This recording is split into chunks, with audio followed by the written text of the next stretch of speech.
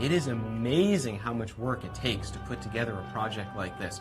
You sort of have to step back and say, we are going to build the best game we can possibly build. We are going to put our heart and our soul into it. One of the first steps in achieving the graphics was to make sure that we had quality personnel. Our designers had to be top-notch. Our modelers and texture artists had to be some of the best in the industry. We had a lot of artists that were already using 3D Studio Max here at Presto Studios, so we started looking into the package and seeing how well it could do high-res, pre-rendered graphics for our game. The animators did a couple of tests early on, and the results were very positive.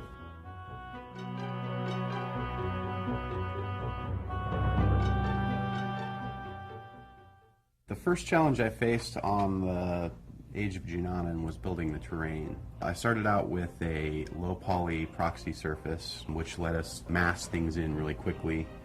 Then I took that and subdivided it down with a subdivision surface technology in Max called NURMS. Basically what this does is takes this kind of square, flat, low poly surface and smooths it out so it looks nice and smooth and organic. The next step of the process is to paint custom displacement maps for each of the pieces of geometry that will be in the terrain. And so what that allows us to do is actually paint the geometry instead of having to hand model every crease and bump and edge that goes into all this complex rock and terrain. One of the last things that we do when we're working on Myst 3 is something that we've kind of dubbed the Greeble Pass. We go ahead and go through the entire age and add things like grass, weeds, debris, you know, just the kind of things that bring the age to life.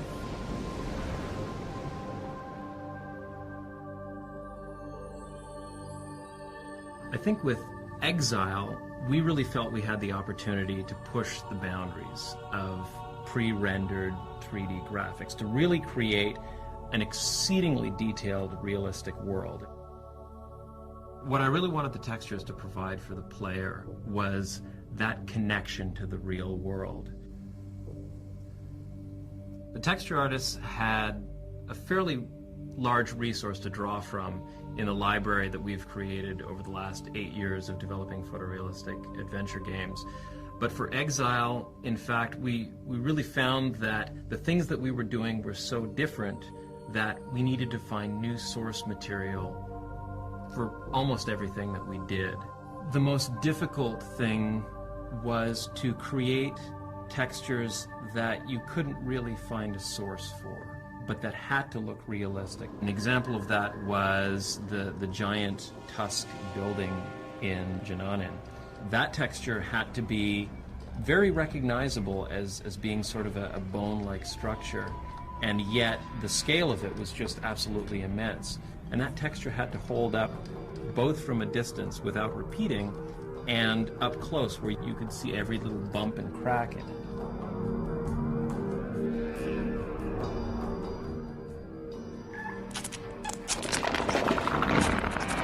With the puzzles, we really wanted the player to have a clear idea of what they were going to do and what they were trying to solve and be able to see the outcome of their trials right away. We decided to do prototypes very early on.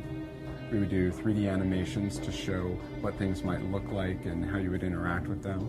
Or we'd do things in Director where we would actually script a puzzle and you'd be able to solve it there on the computer before it was visually beautiful.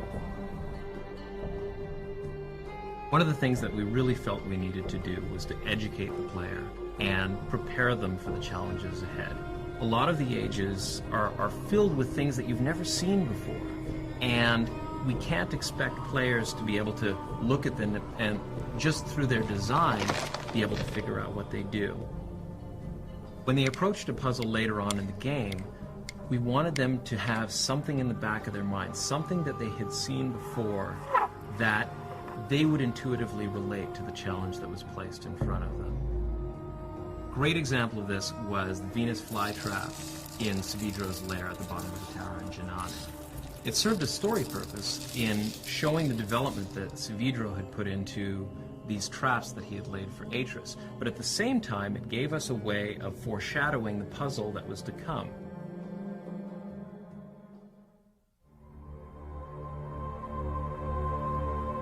In my own opinion, I think that lighting was probably the most powerful tool that we had in creating these worlds. The mandate that I really put on each of the animators was to, with every scene that they created, to create something that would be a back-of-the-box picture.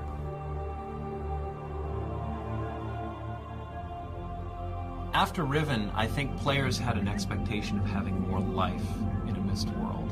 With the Squee, we saw great opportunity to have a puzzle by manipulating that creature.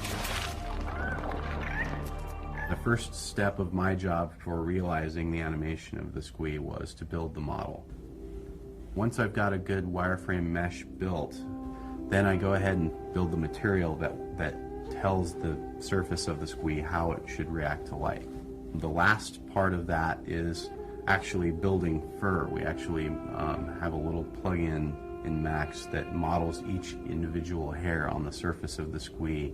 Once everything is in place, then I go ahead and build a virtual skeleton that will sit inside the Squee, which is what I animate.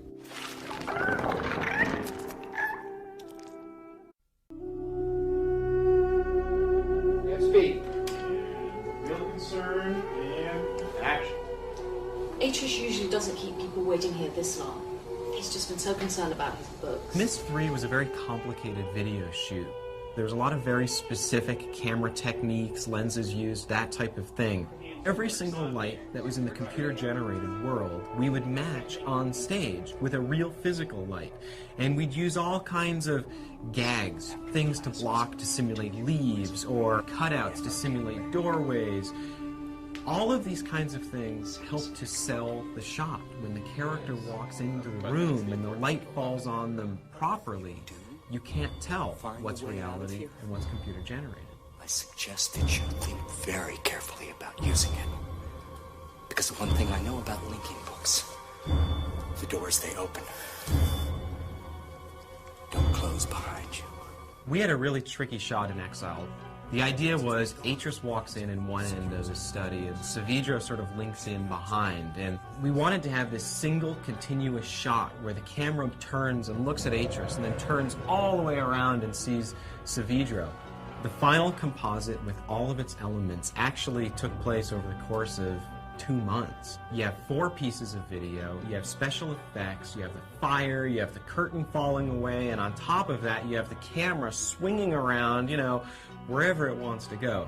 Getting that effect done in the can, looking right, was probably the most difficult video I've ever had to do in my entire life. Basically, we take the original footage, which is shot on blue.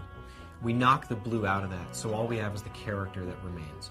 We drop the character on top of the background, and that gets us 80% of the way there. In Combustion, we put it all together, sort of timing this piece over here, and because Combustion is actually a 3D compositing tool, we're able to move the camera and swing it around. It's a tremendous opening to the game. No! No!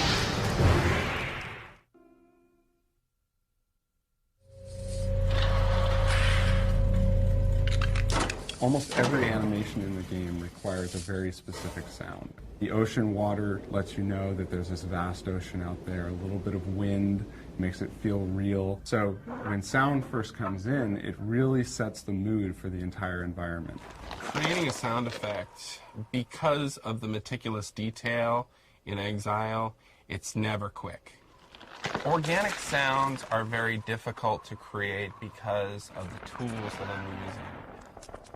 But on the flip side, a mechanical sound is much more involved. Some of the sounds that I use in, for instance, the observatory are extremely mechanical. Every process within that observatory is powered by this huge clock-generating, mechanical, looping, rhythmic thing. The elements that I put into this sound, I mean, there's probably 50 or 60 playing at any time.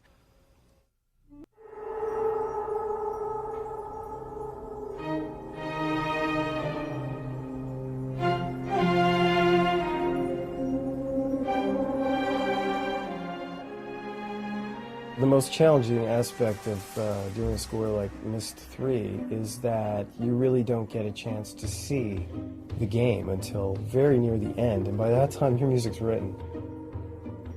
I began to develop themes very early on. The main character has his own theme, and he has sort of a dark and a light side to his personality, where you have the really dark, tortured guy, and then you've got, you know, his sort of childlike self with a boy soprano, actually singing the exact same music, but it takes on a whole new meaning.